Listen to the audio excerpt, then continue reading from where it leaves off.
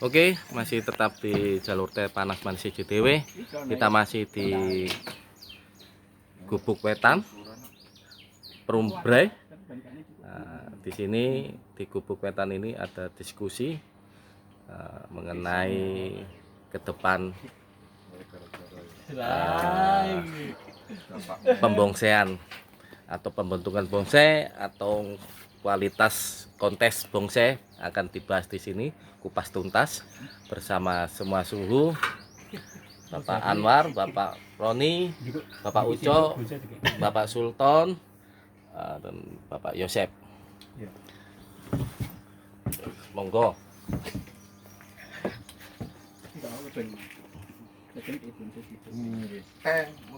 Monggo, Sebagai tuan rumah, kita kedatangan tamu dari luar Randu Agung. Jadi kita sebagai pemula juga ingin menyerap ilmu bonsai dari orang-orang yang sudah lama. Sharing kita ya, Ya, intinya jadi sharing. apa yang harus dilakukan seperti kami pemula di Perumbrai ini untuk bisa membonsai dengan indah yang mengikuti aturan PBBI, mengikuti aturan kontes. Apa kata juri kita ikuti. Nah, mumpung ada tamu dari luar yang saya anggap senior bonsai, maka saya ingin mendapatkan ilmu dari beliau. Apapun yang dikatakan kita akan coba mengikuti. Oke. Kepada Mas Yosep. Yosep. Ya. Inspirasi Anda adalah kegagalan saya. Karena Anda sukses, saya berarti di belakang kan gitu. Mas Yosep, monggo. Mungkin mengikuti Pak saja Roy nih, Pak. ada pertanyaan, mungkin ada Pak Roy ada pertanyaan saya. buat Mas Yosep sebagai trainer. Bonsai dari gerak dasar kita ngikuti gaya dari contohnya naturalis atau naturalis, surrealis, ekspresionis. Untuk naturalis kita sudah mulai belajar pelan-pelan dari para orang yang senior-senior. Untuk mengikuti gerak dasar bonsai yang grouping, rough, itu menurut aturan BBBI letaknya itu dari mana, Mas? Maksud saya. Kalau formal kita boleh mulai belajar dari percabangan kanan kiri dan belakang. Kalau untuk rough dan grouping itu konsepnya dari mana? Konsep dasarnya. Sama saja sebetulnya sama saja. Jadi seperti kita buat bonsai apa kayak formal atau apa, di grouping juga sama saja. Jadi yang penting itu keseimbangan antara batang utama dengan cabang utama, pembagian ranting, itu aja sama sebetulnya. Dan yang penting juga untuk dimensinya. Nah, kita harus bisa menyatukan dimensinya ini, jangan sampai seolah-olah dibuat-buat. Nah, Harus natural kan? Iya, harus natural. Oh, Kita harus bisa membuat senatural mungkin. Itu kalau untuk wrap, untuk grouping juga sama saja. Itu aja. Jokokno sing natural formal. Santigi ngene Pak Eko. Oke, kita akan mengambil suatu contoh strategi yang natural. Oke. Kalau saya repot-repot nyantai mawon.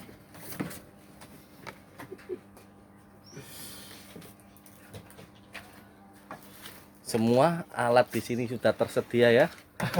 Memang sudah ada komunitasnya. Gubuk Wetan Perumbrai. Pak, silakan. Gini, Mas. Kalau gelap enggak? Enggak. Ya.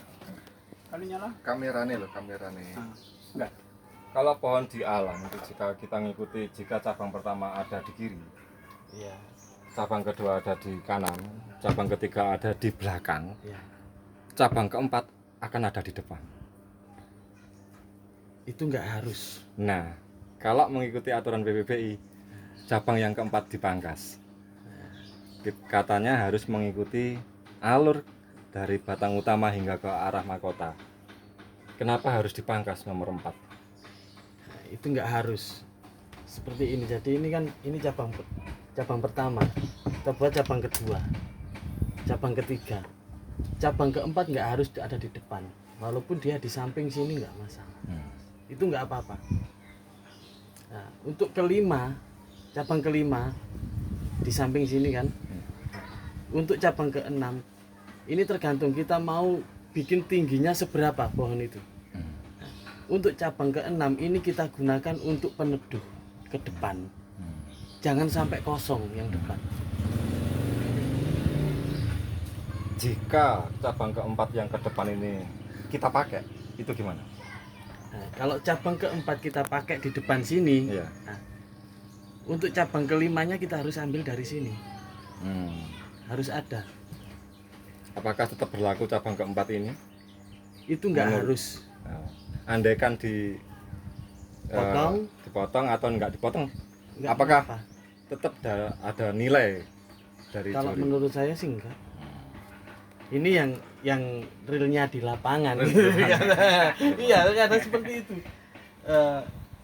Apa ya? Nggak semua aturan itu Baku. baku. Baku. Seperti itu. Tapi jika ada orang PBBI mengatakan cabang keempat harus dipotong, berarti kita ngikuti aturan PBBI. Itu terserah. Yang penting untuk totalitas tanaman ini satu, untuk karakternya dia keluar, untuk pembagian cabang rantingnya dia jelas. Nah, untuk juga apa ya, proporsi dari batang utama, cabang utama, pembagian ranting, anak rantingnya itu. Pertanyaan kedua, Mas. Dari cabang tiba-tiba keluar anak cabang Iya. di sebelahnya, walaupun kira-kira jaraknya 1 cm lah, kita anggap 1 cm Iya, atau 1 cm. 2 cm. Kemudian kita belum cutting.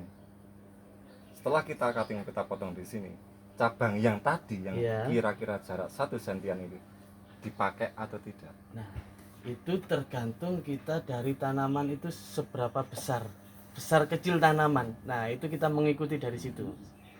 Kalau untuk tanaman besar, kalau untuk jarak 1 cm kan apa ya, terlalu pendek jaraknya dia. Tapi kalau kita bikin bonsai mame atau apa, nah itu baru bisa kita pakai. Karena dia perantingan kita juga perantingan pendek, nggak mungkin panjang. Tahapan cutting mulai dari cabang pertama ini, apakah juga berlaku cabang yang 1 cm tadi Ya, ketika dia munculnya di atas, ya. itu apakah juga di cutting juga, Mas? Nah, tergantung semua dari kebutuhan untuk proporsi tanaman. Kalau Jadi- memang tidak dibutuhkan, dia memang mengganggu untuk pemandangannya, untuk kita melihat celah di mana cabang itu, ya harus dipotong. Oh, gitu. Iya. Untuk formal saya kira cukup, Mas. Oke. Oke, aku tak boleh tak Mas? Boleh lanjutkan. Aku kan yo oleh tak Sambil ngopi, Nah, brother. ngopi sik guys. tahapan-tahapan ilmu ini ya. Intinya nek bonsai itu kalau menurut saya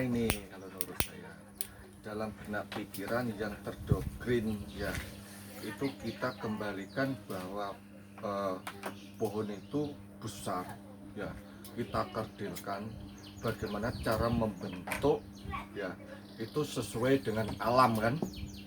Nah, sesuai dengan alam. Terus yang pakem cabang satu antara yang kanan atau yang kiri, nah ini saya masih agak-agak bingung. Sebetulnya sudut pandang kanan kiri itu cara memandangnya orang yang memandang ya, ataukah letak posisi pohon ya. Yang saya maksudkan gini Sudut pandang depan, belakang gitu. ya, Kalau ini dikatakan cabang Satu. cabang 1, ini sebelah Kiri. sebelah kiri. Berarti kita melihat bahwa itu eh, dari yang memandang ya. Dari memandang. Nah, Ya, memandang. Wajahnya, karena wajahnya misalnya dari sini. Berarti kan yang jadi patokan yang memandang kan. Betul. Nah, jadi ini kan kan terkadang ada pemikiran itu di sebelah kanan yang dianggap sebelah kanan ini berarti kan sini cabang Betul 1 sekali, di sebelah iya. kanan. Yang saya pernah tahu di YouTube ya, cabang 1 itu seyogyanya itu di kanan. Dengan satu pertimbangan kita ini memakai adat ketimuran, sungkem. Ya, Oh kan? gitu Pak ya.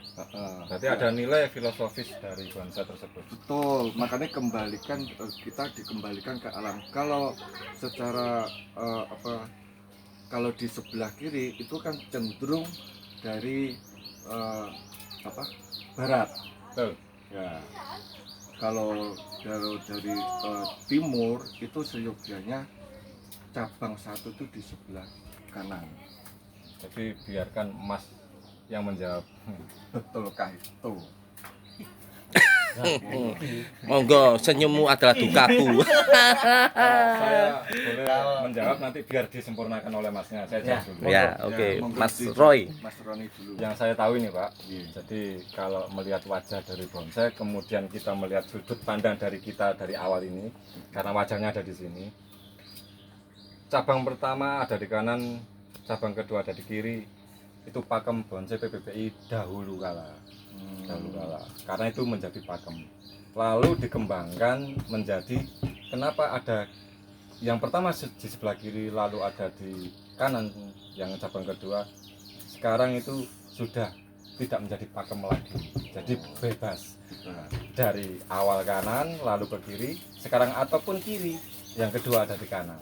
Yang pasti 3 itu pasti ada di belakang. Cabang ketiga pasti ada di belakang. Kalau menjawab pertanyaan Bapak yang sungkem tadi nilai Nah. filosofis, saya rasa itu orang tua saja Pak. Kita sebagai orang muda mengikuti keindahan bonsai saja. nah, ini Perlu membuka kitab itu Pak. berarti secara umum penempatan cabang ke-1 ke kiri maupun ke kanan Bebas sekarang. itu tidak mengurangi nilai. Betul sekali. Dulu memang iya pakem dari PPPI, lalu kita mengikuti tren, ternyata ada di kiri cabang pertama, kita sudah tidak mengikuti pakem lagi. Jadi sudah mulai bebas dan cabang ketiga selalu ada di belakang. Sekali lagi Pak, kalau untuk urusan sungkem menyungkem filosofis tadi saya tidak bisa menjawab. Kitab saya belum saya buka mungkin Pak.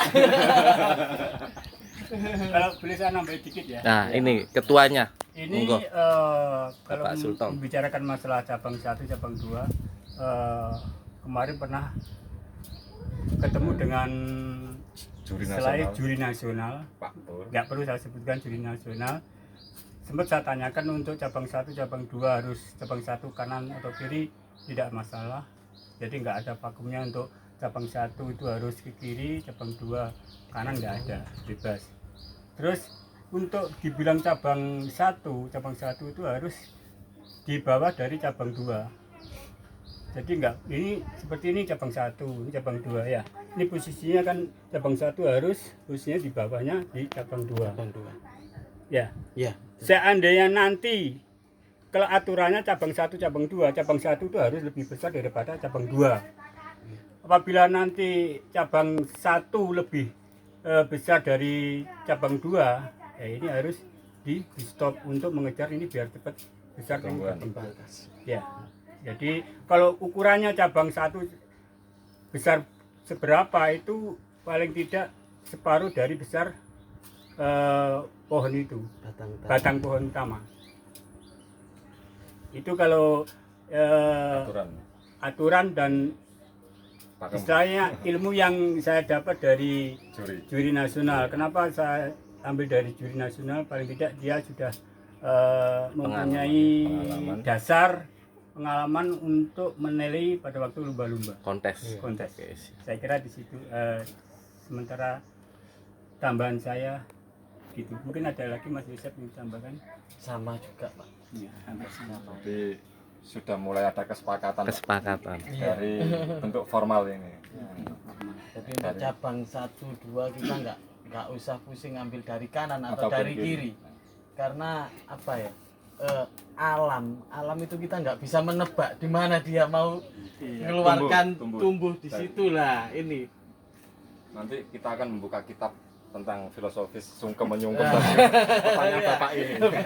Dari Pak Wicok ini. Iya. Tapi memang kalau bonsai itu kalau bisa memang harus ada filosofinya, ada alur ceritanya. Alur Iya, ceritanya Itu ya lebih- betul. Lebih nendang lah istilahnya, Iya. lebih kena.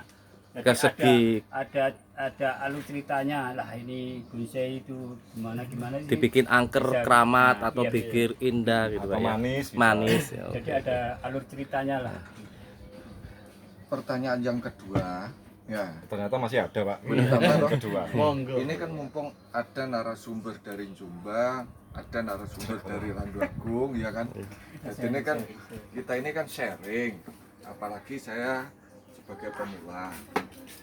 Kalau Pak, sebelum dimulai, kopinya diseruput dulu. Monggo. Dulure dipikir lho. Kancane dipikir lho. Inilah guyub rukun di komunitas bonsai sangat indah. Betul Mas. Seduluran saklawase bonsai mania. Monggo dilanjut pertanyaan nih Bapak Ucok.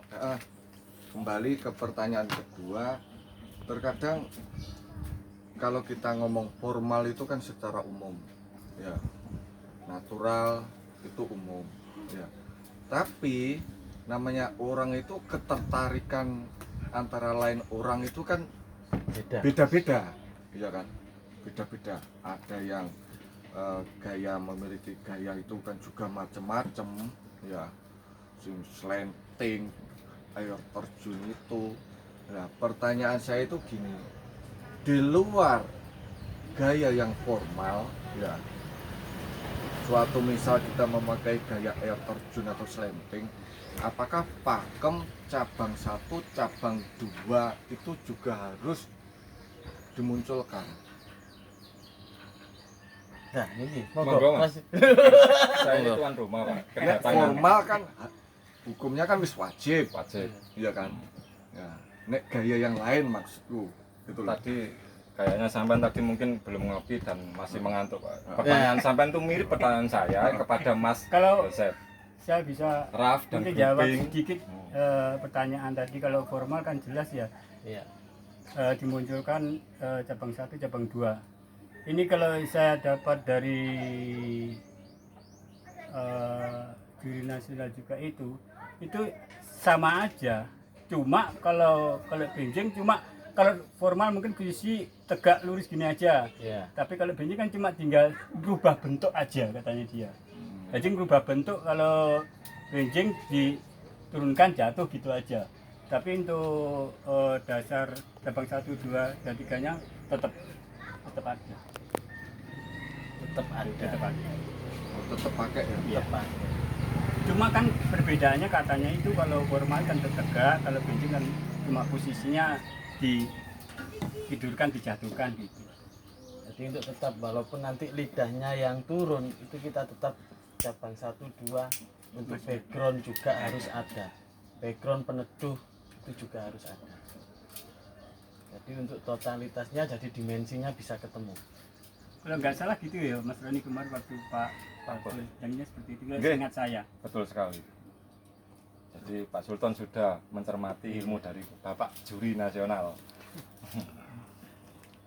Berarti kalau dirangkum tetap pakai walaupun dalam bentuk gaya apapun, Apapun. namanya cabang 1, cabang 2 sampai 3 tetap Ada. Sehingga- Background juga harus. Sehingga Bapak Juri Nasional itu tadi menyebutkan gaya-gaya itu kita ambil dari formal, misalnya slanting atau yang kita sebut secara umum semi cascade atau cascade.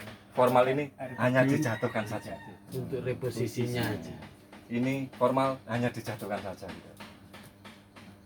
matur Aja. sembah nuwun, Pak. Oke, sami-sami Pak. Kita Yes, juga sampun. Oke, alhamdulillah. kedatangan tamu Ini- dari luar ini, perumahan ini. Ada satu yang masih merekam kelihatannya, ya. Ada satu yang masih merekam, tidak tahu yang jadi apa pertanyaannya. Unek-uneknya Saya juga ini tidak apa? tahu. Monggo. Ya. Ya, iya. Monggo. Bapak Anwar. Pak Anwar, monggo. Kalau nggak ada pertanyaan nggak apa-apa Pak. Tetap dikasih kesempatan. Kesempatan. Apa tanya harga jual?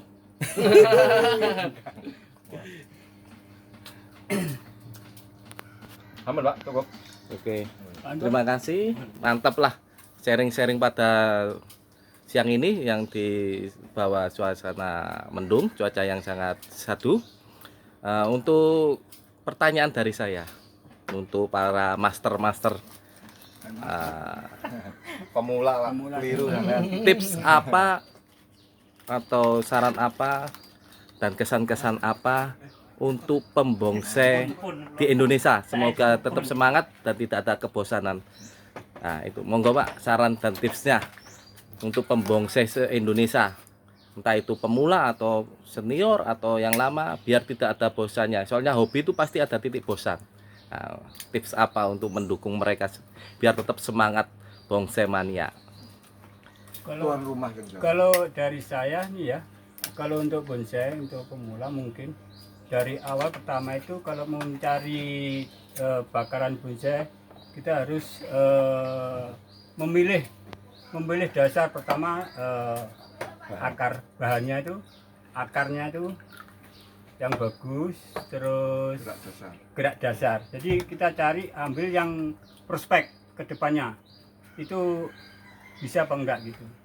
Kalau untuk yang ke atas nanti sambil jalan untuk nunggu tumbuh tunas yang baru. Jadi pertama itu harus kita cari yang prospek yang bagus. Yang bagus pertama yaitu mungkin lihat dulu dari akarnya bagus apa enggak gitu. Kalau untuk lomba kan minimal tuh akarnya ada 3 kalau tidak salah. Oke. Kalau dari saya seperti itu. Untuk Terus Bapak, untuk kedepannya Oh, ya. kalau main-main bonsai, kalau istilahnya untuk bisnis ya menjanjikan Iya. untuk menambah Sebagai investasi. apa ya, dapur biar ngebul, insya Allah untuk main bonsai bisa. Oke, siap. Jadi bukan hanya untuk hobi-hobian aja, tapi bisa kedepannya untuk invest bisa menjanjikan. Karena bonsai kalau udah jadi harganya juga lumayan juga. Oke, untuk Bapak Roni ya. Monggo tipsnya. Setiap manusia itu Mas, mempunyai di dalam dirinya mempunyai seni sebenarnya. Bagaimana cara menyampaikan seni itu melalui bonsai? Jadi setiap orang pasti mempunyai seni yang tidak bisa dipaksakan. Kita berikan kebebasan sehingga orang yang belum membonsai kemudian lalu membonsai dari awal, mereka akan menyampaikan di bonsai dengan keindahan menurut cara mereka berimajinasi. Saya tidak pernah memaksakan teman-teman harus begini. Cuman kita hanya mengikuti aturan juri, aturan bonsai, aturan pakem, aturan kontes. Tapi untuk keindahan selanjutnya terserah yang mempunyai Nilai seni bonsai. terserah. Oke. Saya rasa itu saja. Terima kasih banyak. Aku tak tambahnya. Terima kasih atas semua spotnya. Ini mau nambah kan? Oh, Masih nambah panjang? dikit aja, jangan Tak lama-lama. tambah dikit ya. Iya. Intinya masalah bonsai sebagai bentuk penyemangat ya, kita ini harus tetap semangat.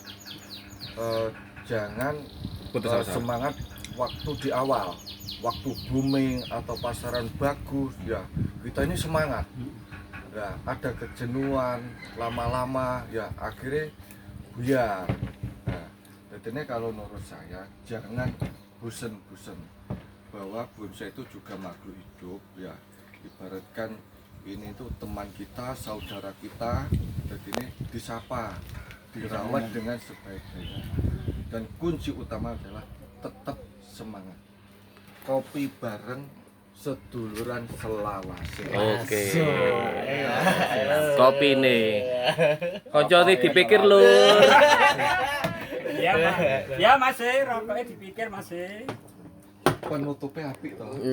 Oke, terima kasih. Jangan lupa share, like, dan subscribe dan komen-komen Anda di channel Teh Panas Manis CCTV. Sekian liputan saya dari